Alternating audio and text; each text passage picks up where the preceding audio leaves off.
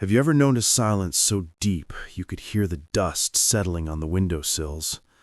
That was the music of my life for 20 years. The creak of the porch floorboard under my own boot, the lonely cry of a hawk circling the mesa, the whisper of the wind through the canyon. These were my companions. I was a man who had built a fortress of solitude, acre by acre, and I believed its walls were impenetrable, until the day the earth itself seemed to tremble, not from a quake, but from the drumming of 10 pairs of hooves. I remember the light that afternoon was a thick golden syrup pouring over the red rocks of the canyon.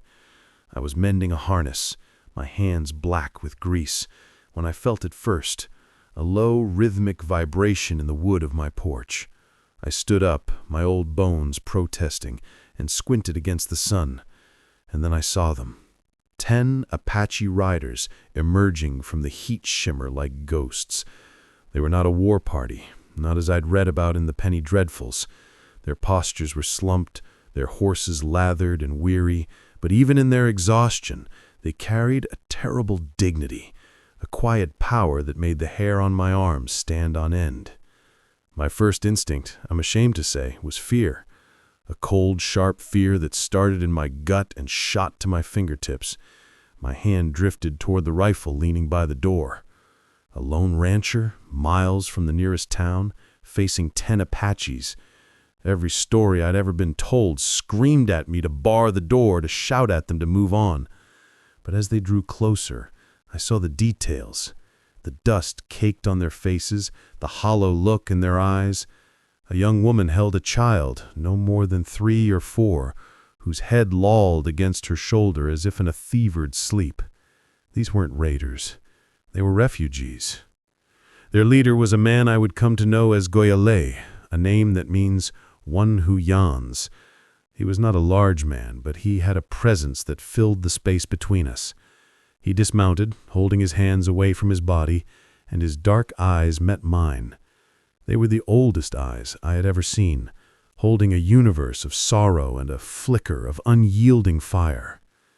He said, "We seek shelter, not for war, for the children."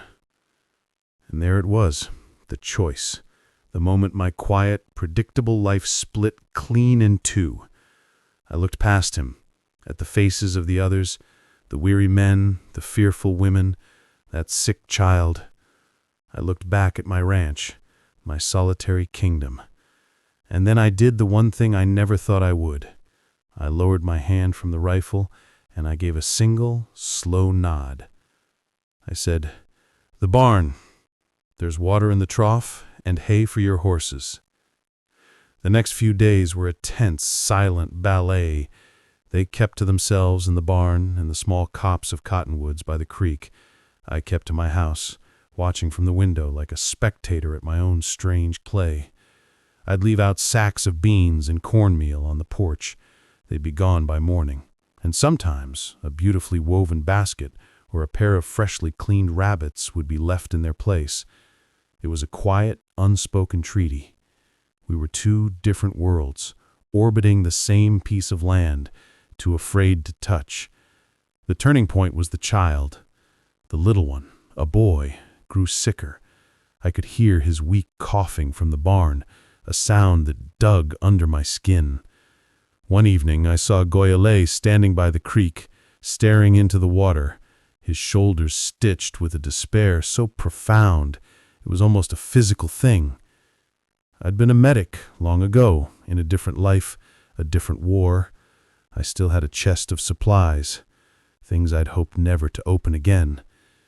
I went inside, my heart hammering against my ribs. I rummaged through the old chest, past bandages and bitter memories, until I found a small bottle of willow bark tincture.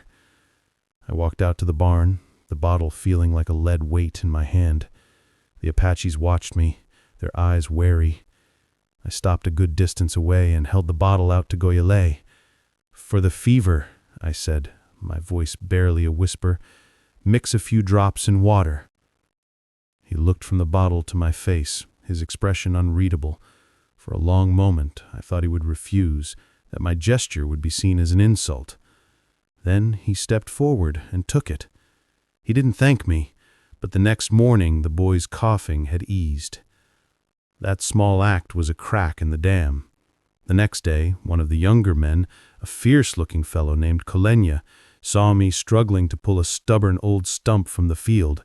Without word, he fetched a rope and a horse, and with a skill I could only marvel at, he had the stump out and dragged away in minutes.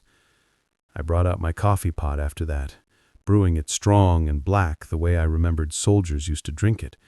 We sat, not talking, just drinking coffee in the shade of the barn. It wasn't friendship, not yet, but it was no longer war.